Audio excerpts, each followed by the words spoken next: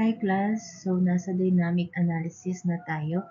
So yung mga past lessons natin are about lateral force analysis method for building and non-building structures. Ngayon naman sa dynamic analysis na tayo.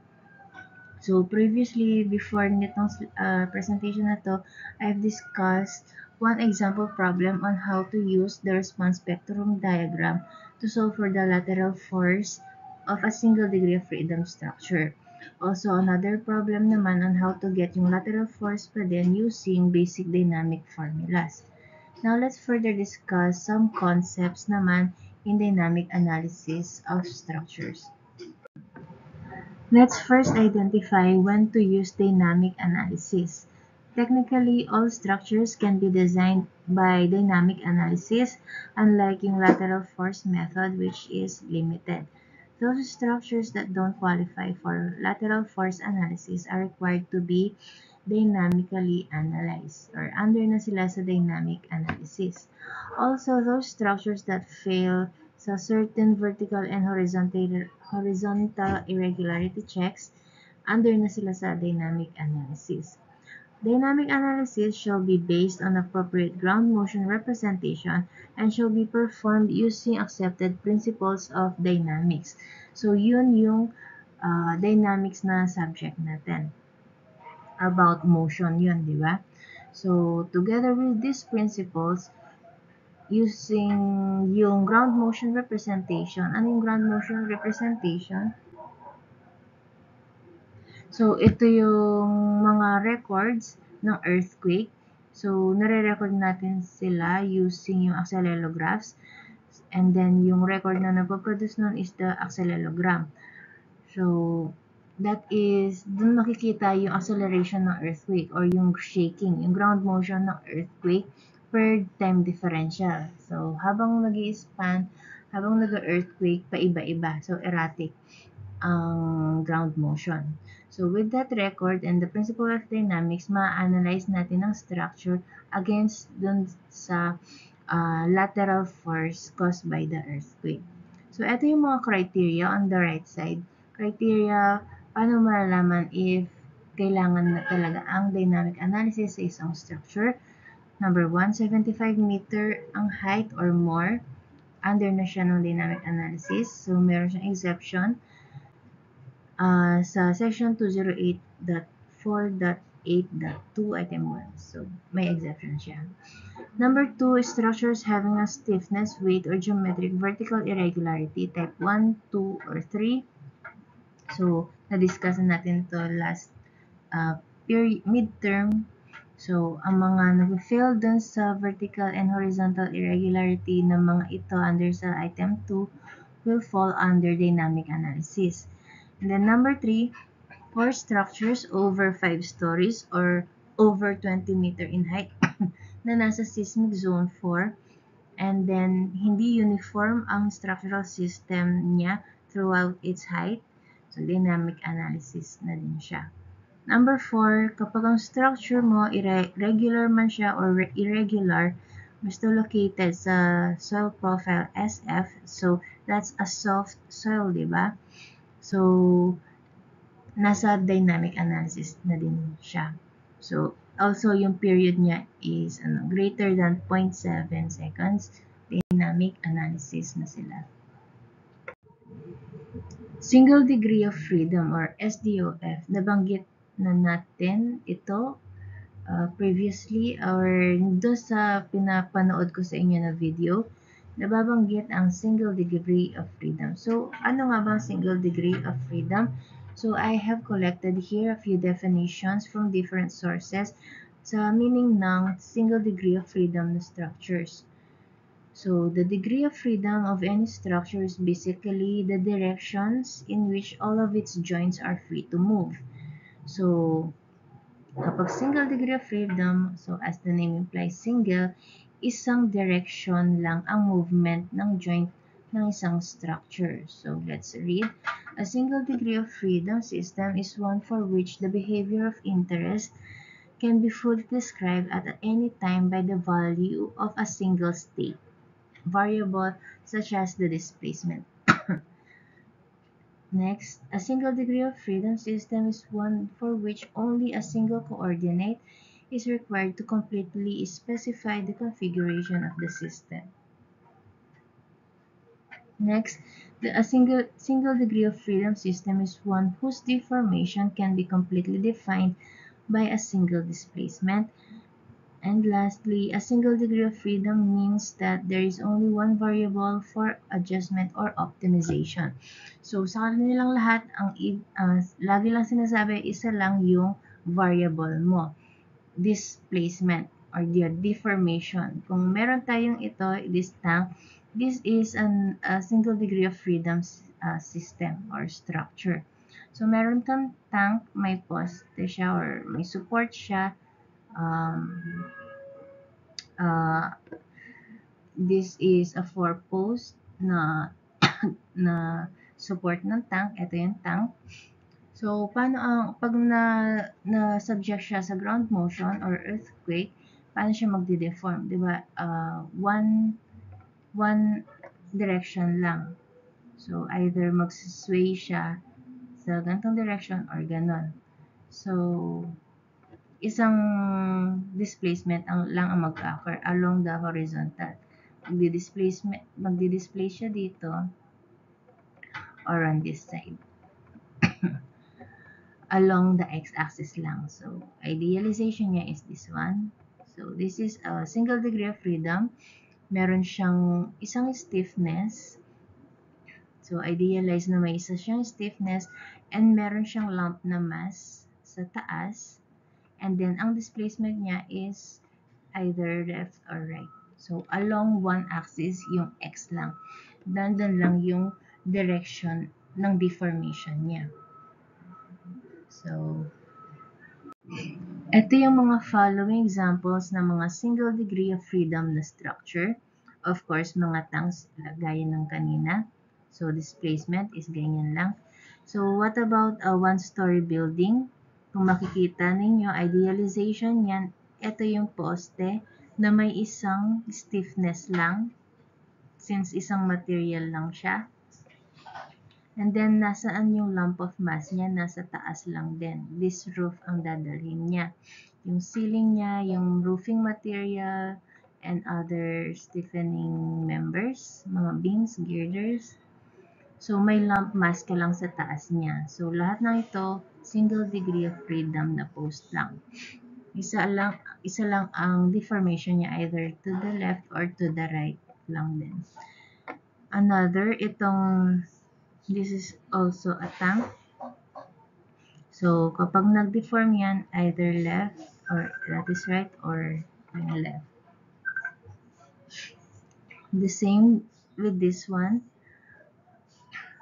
Meron siyang lump of mass sa taas and then meron siyang, you can idealize this as one stiffness na support.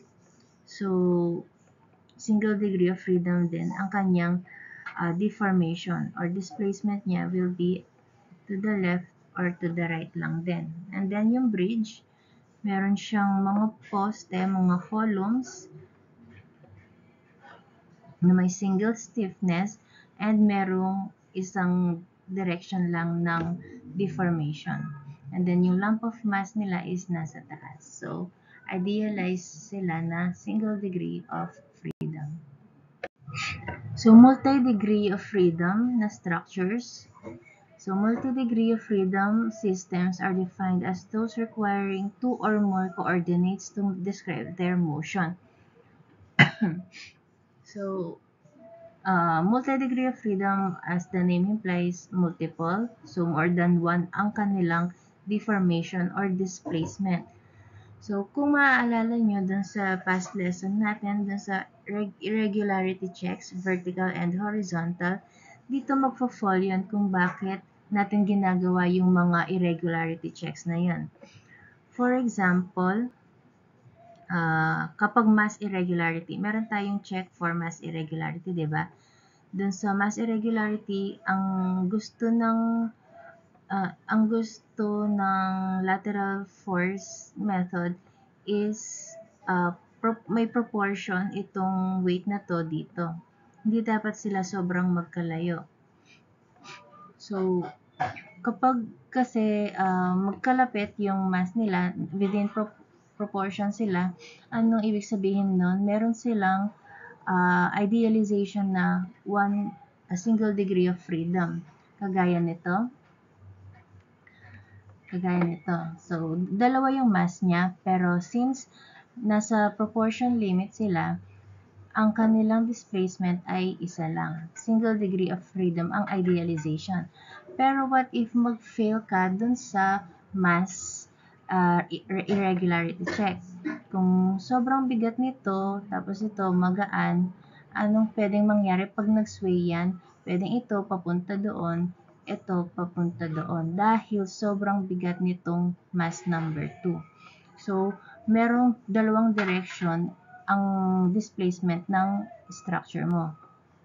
Hindi sila on one direction na both to the right. The same kapag nag-fail ka sa stiffness. So, stiffness is yung K.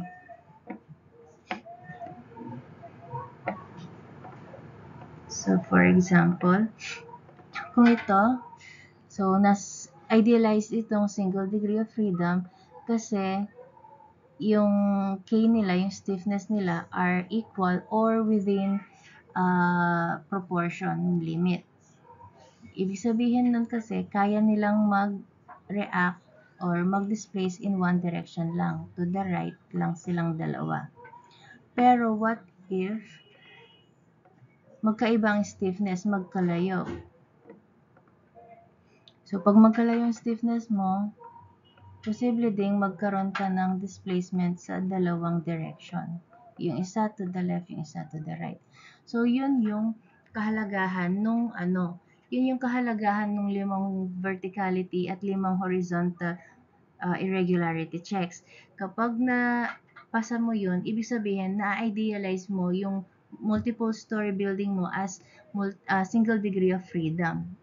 Pero kapag nag-fail ka, hindi mo siya na-idealize na single degree of freedom, mag-multi-degree of freedom siya. Kaya, under siya sa dynamic analysis. So, ayun, multi-degree of freedom are under dynamic analysis na talaga. Kaya makikita nyo dun sa slide number 2, yung mga nagfe-fail dun sa verticality check, nasa dynamic analysis na sila dahil sa reason na to. Multi-degree of freedom sila. So, example ng mga multi-degree of freedom or MDOF na structure, of course, yung mga skyscrapers natin. So, here are the world's tallest buildings. Of course, yung Burj Khalifa and the rest. So, wala na nga yung Taipei 101, but Taipei 101 have very interesting structure design against seismic loads. Response spectra. Nagamit na natin yung response spectra no nagkuha tayo ng lateral force ng structure using yung response spectrum diagram ng earthquake. So, paano nga ba nakukuha or nagagawa ang isang response spectrum? So, let's define response spectra defines the maximum relative linear response of a single degree of freedom system for excitation by a given strong earthquake ground motion. Response spectrum analysis is a method for estimating structural responses to short non-deterministic transient dynamic events. Stated briefly, the response spectrum is a plot of the maximum response, maximum displacement, velocity, or acceleration, or any other quantity of interest to a specified load function for all possible single degree of freedom systems. So, response spectra, wala dito yung sa slide na to, yung diagram nasa next page siya. So, kung makikita niyo doon, response spectra is a plot nung gusto mong maximum response, kunwari yung displacement. So, yung response spectrum for displacement is yung maximum displacement versus any possible single degree of freedom na structures. So, makikita mo doon, meron kang single degree of freedom, then makikita mo yung corresponding maximum displacement niya sa ganitong earthquake. So, paano nga ba nabubuo or nako-construct ang response spectra? So, una, meron kang ground acceleration. So, example known is this, from this figure. So, this is an accelerogram. So, accelerogram, galing sila sa accelegraph, sa instrument na accelegraph. So, nare-record niya yung ground acceleration. So, makikita nyo this amplitude, yung mga peak na to, are yung ground acceleration in gravity versus yung time differential. So, yung time in seconds. So, kung makita nyo dito, yung earthquake lasted up to 30 seconds. So, makikita nyo din erratic yung ground acceleration. So, given an earthquake ground acceleration, there is no difficulty computing the response using Newmark's method. So, Newmark's method is a numerical method. So, isa siyang iteration. Ina-iterate niya yung dynamic formulas. May nade-derive na dynamic formula, and then yun ang ina-iterate mo per time differential at makukuha mo yung mga responses like itong acceleration response, yung ground velocity, and ground displacement. So, from those, mabubuo mo yung response spectrum. So, let's continue reading. Response spectrum provides a convenient means to summarize the peak response of all possible linear SDF systems to a particular component of ground motion. The graph shows the acceleration, displacement, and velocity responses of buildings from low-rise to high-rise subjected to specific ground motion. So, a well-established response spectrum used in earthquake engineering is from the El Centro ground motion. So, this is an earthquake na record at it has undergone so many studies at na-establish na yung kanyang response spectrum. So, magsisimula ka nga dito. Ito yung accelerogram ng El Centro. This happened 1940 in California. So, ito yung accelerogram niya. And then, using nga yung numerical analysis ng Newmark's method, nabuo yung graph for the spectral acceleration, spectral velocity, and spectral displacement. So, after mabuo ng mga maximum responses, so maximum responses, yun yung maximum na displacement, maximum velocity, maximum acceleration. So, from your Newmark's method, mabubuo mo yung graph for spectral acceleration, spectral velocity, and spectral displacement. So, next noon, is bubuuin mo na yung response spectrum. So, meron kang mga idealized na SDOF, kung makikita niyo dito. This is an idealized SDOF na may period na 0.5 seconds and merong tinatawag na damping ratio na 2%. This is a standard na 2% na, kumbaga, all structures have damping capacity. So, meron silang damping coefficient at may value na 2%. So, kung meron kang ginagamit na damping structure sa iyong structure or damping system, so mapapataas mo yung damping ratio mo. Pwede ka mag 5% or kung ano man yung kaya ng damping system mo. So another, itong meron kang idealized na SDOF na may period na 1 second and then damping ratio na 2%. And then another SDOF na may 2-second period and damping na 2%. So, this is the graph showing yung deformation. So, for a 2-second, ito yung deformation niya versus yung time. So, let's evaluate itong SDOF na 2-second period. So, ang 2-second na may period, meron siyang maximum na displacement na 18 cm, 18.96 cm. At naranasan niya ang maximum displacement na yon at about, mga 11 seconds. And then, kung titingnan mo yung structure, SDOF na may 1 second na period, meron siyang 15.15 cm na displacement at naranasan niya yun sa 5th second lang niya. Mas mabilis. Pero mas mababa naman yung displacement.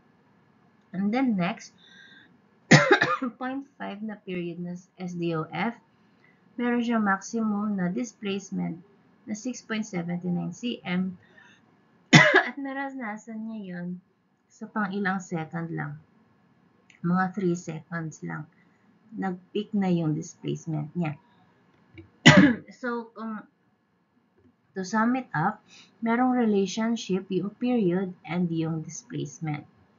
Habang tumataas ang period mo, ay sorry. Ay nako. So, habang tumataas yung period mo, ano nangyayari dun sa displacement? Tumataas din siya. So, yun yung mga information na kukuha sa response spectrum. So, doon sa video na pinapanood ko sa inyo, merong sinabi doon na mayroon tayong rule of thumb to approximate yung period. Ito yun. The period is approximately 0.1 ng number of floors. So, ano ibig sabihin? If you have one floor, you have one story na building, ano ang period niya? It's 0.1 second. So, lagay natin 0.1 seconds. So, kung meron kang 2 floor na building, ano ang 0.1 nun? So, meron kang 0.2 seconds na period. And then, what if meron kang 10-story na building? Ano ang kanyang period? It's 1 second. So, kung babalikan mo to, meron tayong 1 second na period. Ito. So, this is approximately for 10-story buildings. Itong information na to. Kung meron kang kinonstruct na 10-story building, tapos nagkaroon ng earthquake, tapos ito yung spectral displacement niya. So, ma-approximate mo yung kanyang maximum displacement ng building mo. It has experienced a 15.15 cm na displacement na nangyari approximately sa after 5 seconds. So, kung meron kang 20-story na building, ano ang period mo? Times 0.1. It is 2 seconds.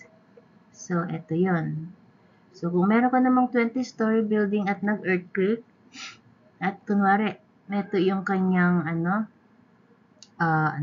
displacement, you can expect it to have a displacement na ganitong value, 18.96 cm na nag-occur at 11th seconds.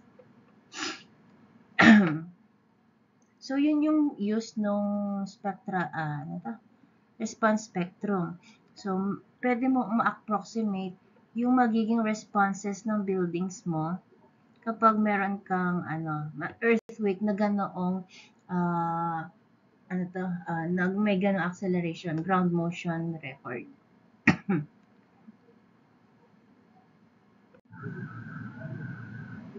So, response spectrum diagram. Yung example natin kanina is spectral displacement ang kinuha, no? Yung mga displacement versus yung period ng SDOF. So, ngayon naman, gagamitin is yung spectral acceleration. Kanina, spectral displacement. Ngayon, spectral acceleration. So, paano ginagamit yung spectral acceleration? So, kung kanina, dun sa spectral displacement, makikita yung corresponding displacement ng building mo per using yung period niya. Dito naman, makukuha mo yung lateral force using yung spectral acceleration. So, ito yung example ng isang spectral acceleration. This is actually yung design response spectra natin sa NSCP. ito yung sinusunod natin to design build structures na for dynamic para makuha yung lateral force niya. So, on the y-axis, nandun yung spectral accelerations in G. So, kung ano man ang value dito, i-multiply mo siya sa gravity, acceleration ng gravity. And then, sa x-axis niya is yung period. Pero, paano mo kukunin yung period? It is T over Ts, wherein ito yung TO, and then Ts. Ito. So, ano yung CV and CA? These are values from your soil characteristics mo, 'di ba? And yung zone mo. So, depende sa zone and depende sa soil classification mo, doon doon naka-base naman yung itong line na to. Doon magi-start. Yun yung magiging values ng y-axis mo and your corresponding x-axis. So, kunin mo yung TS using yung CV and CA ng site mo, and then kunin mo yung TO by multiplying TS sa 0.2. So, ilalagay mo dito, yun yung magiging value ng graph mo dito.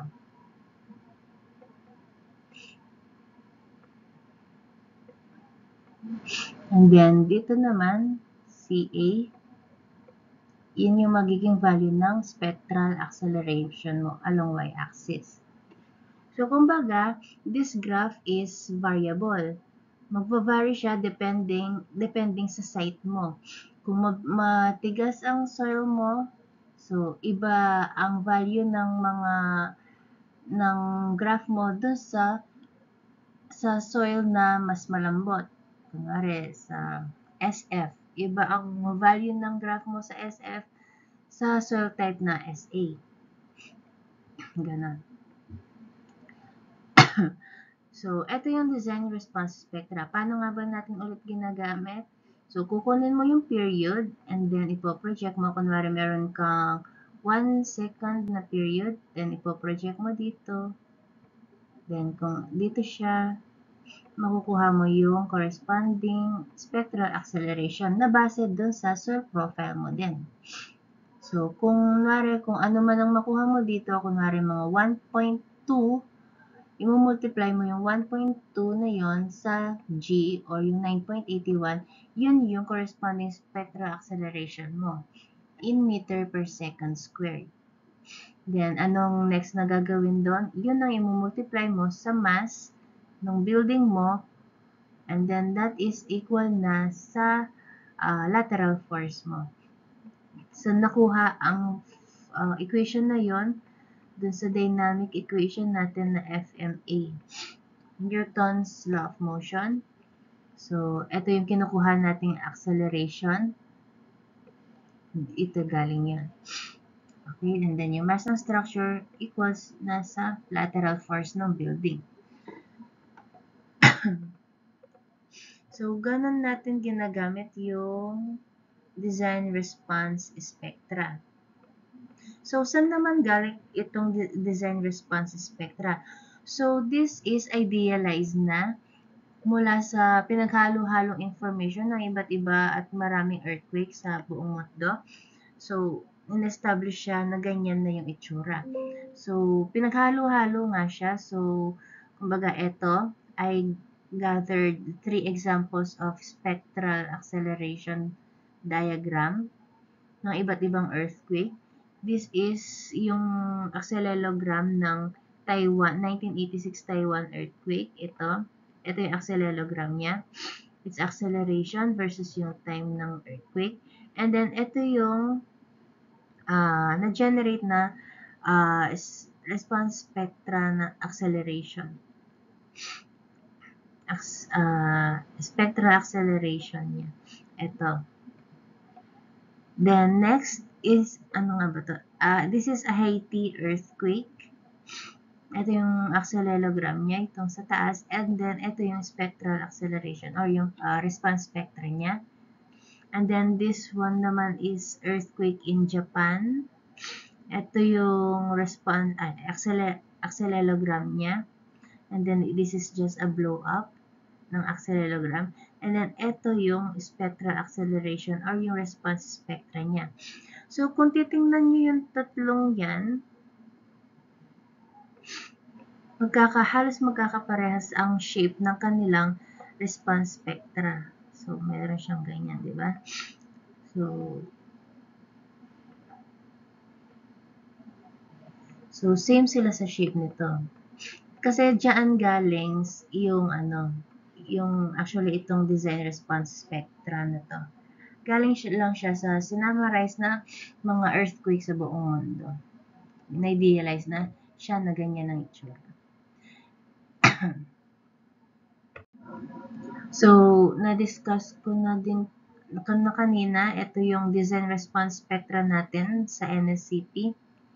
So, nakadepende nga siya sa site mo, dun sa kung nasa anong zone ka and anong type of soil meron ka, doon magbabase ang mga values sa diagram. So, nag-iiba-iba ang values ng diagram, depende nga dun sa mga site values mo.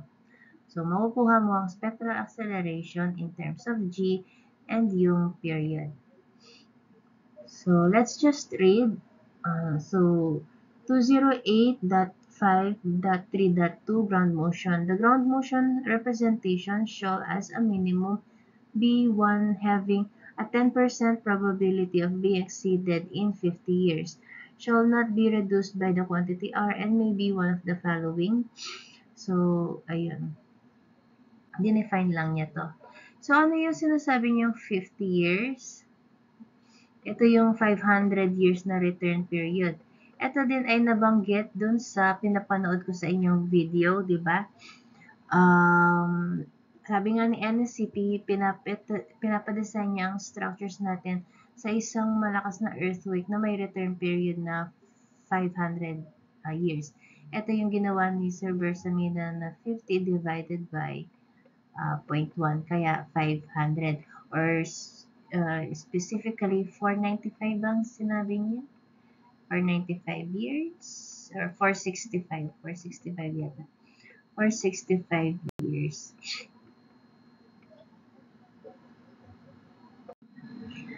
Philippine Seismic Maps by DOST and PhilVox. So, ito yung bagong dinedevelop. Nabanggit din ito dun sa video na pinanood ninyo. So, these are Philippine Spectral Acceleration Maps. So, makikita nyo dito, may mga lines. So, spectral lines yan. So, nandito sa legend, ang corresponding value ng spectral acceleration bounded by those lines. So, kunwari itong dark green means meron siyang 0.2 G na spectral acceleration. So, lahat ng area bounded within this region ng dark green, meron siyang spectral acceleration na 0.2. And then, ano tong purple? Purple has 0.5 G na spectral acceleration. So, lahat ng area within this purple, meron siyang mas mataas na spectral acceleration na 0.5. So, meron tayong mataas na orange, 0.6. Ito yon. So, meron maliit na area doon. Malakas ang spectral acceleration niya na 0.6. So, ito yung bagong ginagawa ng DOST at PhilVox. Pero, hindi pa siya naka-reflect sa NSCP. Sa NSCP, that is 2015 NSCP, yung latest natin, nakalagay pa doon is design response spectra pa. So, wala pa yung spectral map na to na bagong gawa lang kasi ng DOST and PhilVox. So, makikita nyo, the same, merong 50-year na return period. So, ito yung design ng NSCP naman. Gaya ng sinabi natin kanina, we are designing for a strong earthquake na may return period na 500 years. So, this is the spectral map for the Philippines. Merong blow up ang NCR. So, ito yung spectral acceleration ng NCR. So, purple, ano ba yun? Nasaan yung purple? 0.5 G. So, nasa Marikina ang purple, as you can see. Ang Marikina ay all purple. Hanggang dito, purple. So, meron siyang mataas na spectral acceleration na 0.5. So, 0.5 is, big sabihin, multiply mo pa siya sa 9.81. So, that will be your acceleration na gagamitin sa FMA para makuha ang lateral force ng structure mo from the earthquake. So, Bulacan is sky blue. 0.3. 0.3 ang spectral acceleration sa banda dito. So, ganun gamitin ang spectral maps. Yung palang spectral maps, you can see yon dun sa webpage ng PhilVox. DOST Pag-asa, nandun yung data na yun. Marami pa silang graphs, so you can check them out. So, lateral forces using response spectrum diagram, na-discuss na natin to dun sa previous video na binigay ko sa inyo. So, given ang weight, given ang period, and then given ang spectral response spectrum ng area mo. So, meron kang period, mapoproject mo, at makukuha mo ang spectral acceleration mo. So, 0.8. I-multiply mo siya sa G. So, makukuha mo yung lateral force sa tank. 0.8 times 9.81. So, eto yan. Then, times mo yung mass. So, paano mo kukunin ang mass? 240 divided by 9.81. Ay, 9.81. So, since naka-kilonewton to, so, times mo siyang 1,000 para maging newton. So, meron ka ng lateral force. So, let's further discuss lang tong tank. So, for this tank, this is an idealized single degree of freedom kasi meron siyang lump na mass dito sa taas, and these vertical braces, yung braces niyang ito, this can have ideally one stiffness. One stiffness lang siya, so ibig sabihin, ang deformation niya or deflection is isa lang. Pa dito or pa dito. Isang single degree of freedom lang siya. Dahil meron lang isang stiffness, ideally, itong vertical braces. Kahit madami siyang members na cross-cross pa na bracings na ganyan, ideally, isang stiffness lang ang buong system na yan. So, SDOF, itong tank na to. And then, meron siyang lateral force dito, syempre, sa center of gravity ng mass mo. So, ganun nakuha yung F. Next, lateral forces using dynamic formulas. So, meron tayong formula na to for period, for velocity, of course, yung force, and then force can be expressed into ito nga, the weight over gravity, and then yung spectral acceleration. So, meron tayong spectral deflection and spectral velocity. So, magagamit natin lahat ng to kung ano man ang applicable to answer this one. So, na-answer na natin to sa previous slide, no? So, on natural period and frequency, so, alam na natin yung sa period, it is yung how much time you can complete one oscillation or vibration. So, it is in seconds. And then, kabaliktaran nun is frequency. So, that is how many cycles you can have in 1 second. So, reciprocal sila. So, ang unit for frequency is hertz. So, yung hertz is 1 hertz is equal to 1 cycle per second. Excuse me. So, Let's read. Understanding the natural frequencies of buildings is crucial for assessing their response to various external forces such as earthquakes and wind. Low-rise buildings have high natural frequencies are indeed more susceptible to earthquake-induced loads, as resonant effects can be more pronounced when the frequency of the seismic activity matches the building's natural frequency. On the other hand, tall buildings with their lower natural frequencies are less affected by high-frequency seismic waves but can be significantly impacted by low-frequency seismic action. Additionally, their flexibility makes them vulnerable to resonance with wind loads, especially as their fundamental frequencies align with the peaks in the wind spectrum. So, ano ibig sabihin nung low-rise buildings have high natural frequencies? So, yung mga low-rise kasi mas mabilis, ano, di ba, mag-oscillate, mag-vibrate. Compared sa mga tall buildings, since napakataas nila, mas mabagal silang mas mabagal silang mag-oscillate. So, ang sabi dito, mas ano ang resonant effects are most pronounced kapag yung frequency ng ground acceleration matches yung frequency ng building. So, ano ang frequency ng seismic activity, yung ground motion, yung earthquake? 'Di ba mataas, mabilis ang oscillation or vibration ng earthquake. So, that matches dun sa high frequency ng mga low rise. Mabilis mag-vibrate ang low rise, parang mas rigid sila eh. So, yun ang sinasabi na mas susceptible ang mga low-rise buildings sa earthquake.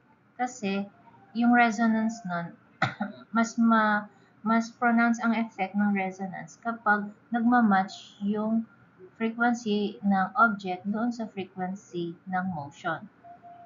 Kaya 'di ba sabi ng PHIVOX ni Solidum, mas susceptible ang mga low-rise sa earthquake kasi nga madali silang mag-resonate dun sa ground motion.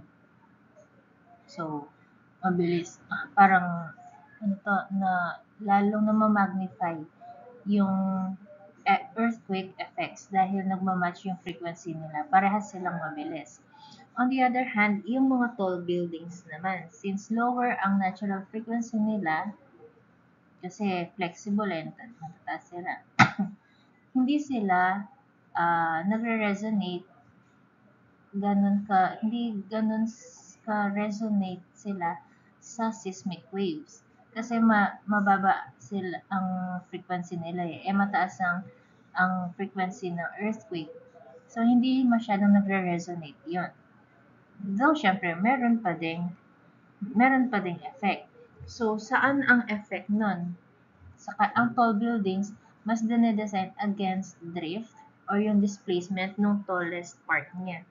Doon kasi doon sila madalas mag-fail.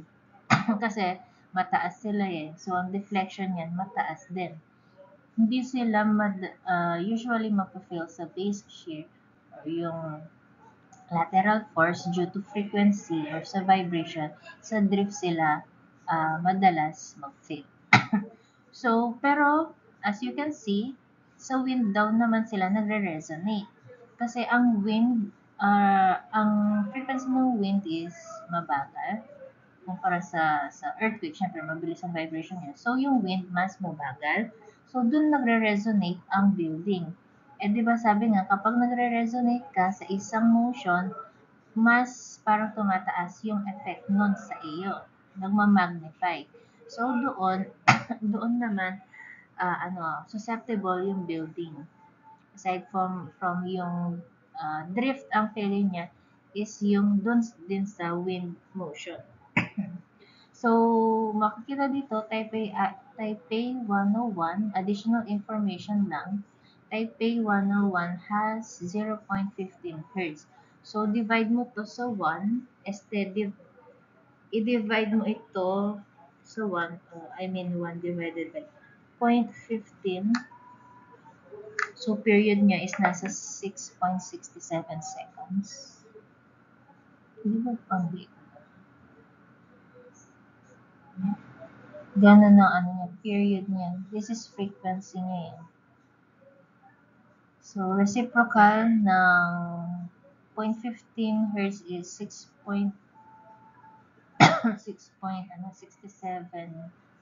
seconds. So, yun yung period niya. So, isang oscillation niya or vibration, it takes 6.67 seconds. So, matagal. Structural stiffness. So, ito yung different formulas natin for structural stiffness. Magagamit natin to sa pag-determine ng period. So, cantilevered column. Tapos, meron kang isang lateral force sa top. And then, ito naman, fix ka dito sa top, fix sa baba. Tapos, may lateral force ka sa taas. May deflection ka dito. Pero, kahit deflected, may fixed pa din siya. So, cantilever wall, isang buo, magde-deflect. Pero, free end siya noon. Parang dito, free end. So, cantilevered wall with a free end, one free end, ito yung stiffness na, ito yung deflection, and then fixed to fixed wall, parang fixed to fixed column. So, ito. So, ito yung dapat meron kayo kapag sa quiz and exam.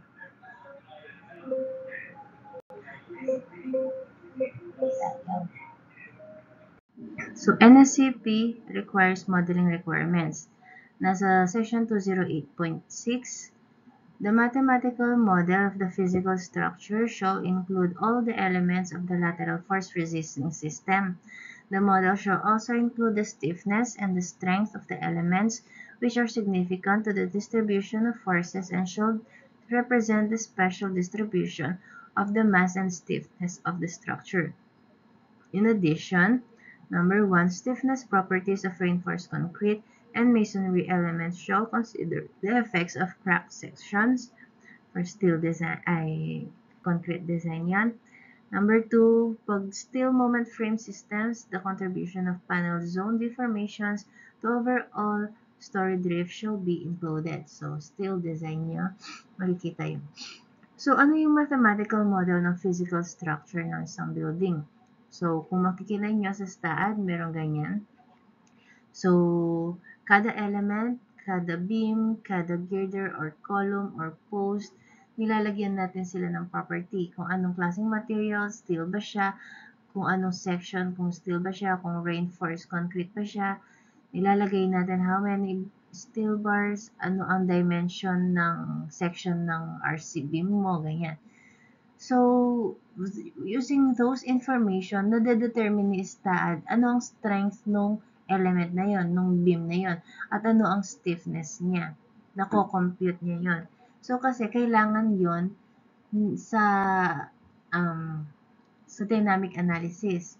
Kasi kukunin niya lahat ng stiffness ng lahat, strength ng lahat, at sabay-sabay niya yung sinosolve. Simultaneous yung pag-solve niya ng interaction ng mga forces, interaction ng stiffness and strength ng mga materials, pati ng mga loads. And then, simultaneously, kukunin niya yung deflection, mga displacement ng kada joint, ng kada element. So, through software, ganito ang nangyayari. So, input lang tayo kada element. I-click mo ang isang member, ilalagay mo yung properties niya, and then you impose yung mga vertical loadings and then yung mga lateral loadings. So, ito yung mathematical model niya.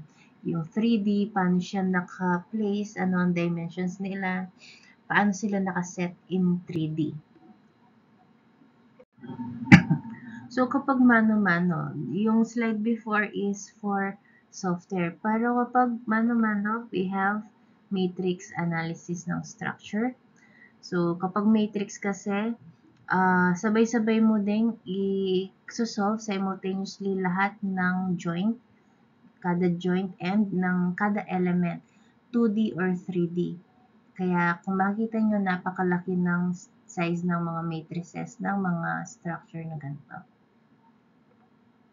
So, 2D structure pa lang yan na may tatlong members pero malaki na yung size ng matrix niya. What more kung isang building tapos 3D pa.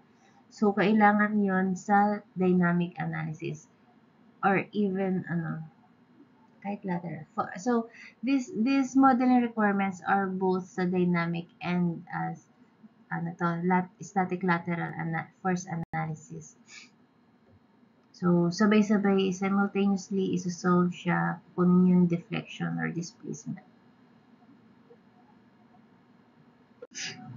Ito yung another example ng isang frame naman. Yung kanina is a truss na naka-matrix. Ito naman, it is a frame na pinakita yung matrix. Yan.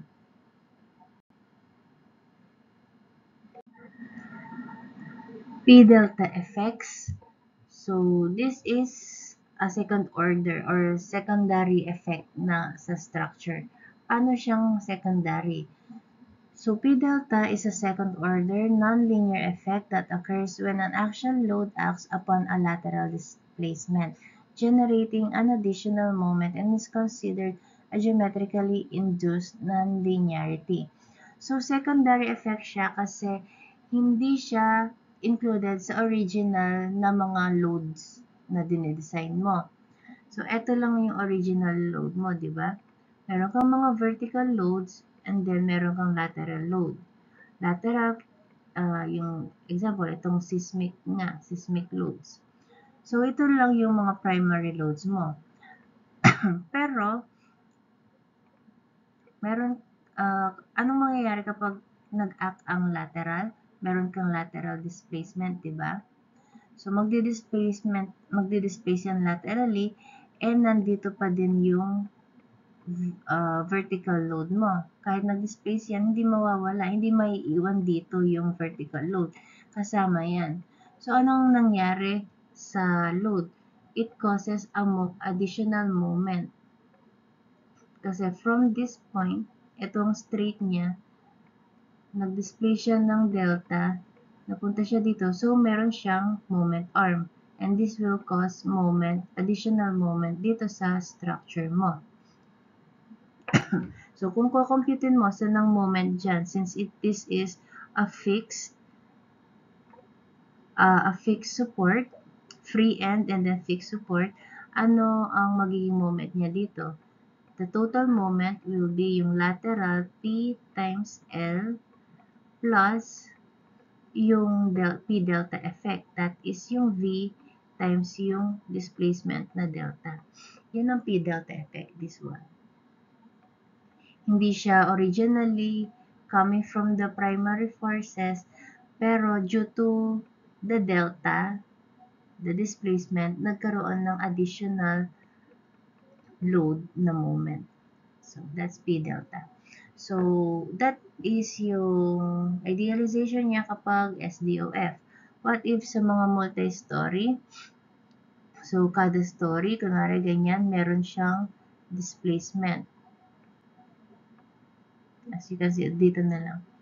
So, kada story, meron yang load. May mass dyan. May weight yan. So, kada story, meron siyang P delta, corresponding na P delta. Kada mass ng per story times yung displacement kada story. And then, ito. So, yun yung P delta. Last topic is yung drift. So, meron tayong tinatawag na story drift, meron ding story displacement. Story displacement is the deflection of one single story relative to the base or sa ground level of the structure. Intuitively, we can expect higher total displacement values as we move up the structure. So, it is yung deflection ng isang story from the ground. So, kung nandito ka sa floor na to, ano ang kanyang story displacement? It is versus yung ground level. So, yun yung story displacement niya. So, kung itong fourth story, i-project mo yun pababa, ito yung story displacement niya. So, kaya sabi niya, as we go higher sa building, tumataas din yung story displacement niya. So, story drift, it is the lateral displacement of one floor relative to the floor below niya. And the story drift ratio is yung story drift divided by story height. So, example, story drift, ito daw yung displacement from floor to floor. So, from this floor to the ground floor, ito yung story drift. And then, itong second floor, ang story drift niya is ito lang. And then, yung third floor, ang story drift niya is ito. So, always, kapag story drift, it is yung displacement relative dun sa story below niya. So, for the fourth floor, ito yung story drift niya. It is measured from the third floor. So, ito yung formula for the story drift ng kada floor. So, dito 0 na. So, next, story displacement can be derived using various methods in structural analysis.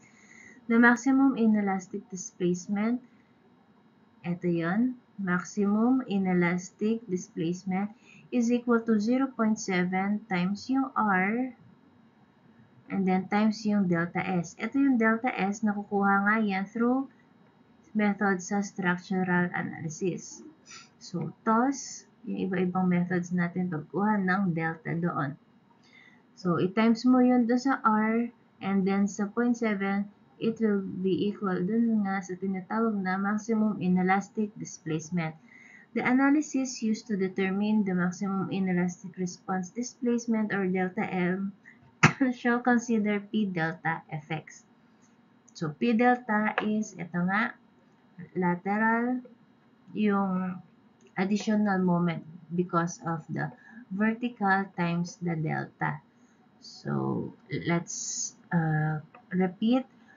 Due to the P delta, we have a total moment na M total equals to V times delta, nakama dito, plus yung P times yung L. So, eto daw, this is how you determine yung dito. Kasama daw dapat yung P delta sa pagkuha ng delta M. So, calculated story drift using delta M shall not exceed, so these are the limitations ng delta M. It shall not exceed 0.025 times yung story height ng structure mo, yung mga may period na less than 0.7 seconds. And for structures having period na 0.7 seconds or higher, the calculated story drift shall not exceed 0.020 times yung story height. So, yun ang limits ng delta M na kapag 0.7 seconds less ang period, huwag kang i-exceed dito. Times mo yung story height ng structure. Kapag mas mataas sa 0.7 seconds ang period ng building, ang story drift mo dapat hindi lalampas sa 0.02 story height. So, ano mangyayari kapag lumampas ka dyan? So, kailangan mong i-reconfigure yung mga members, yung mga beams or columns mo. Kailangan mong i-upsize or kailangan mo ng stronger material para mapaliit mo yung drift mo. Okay.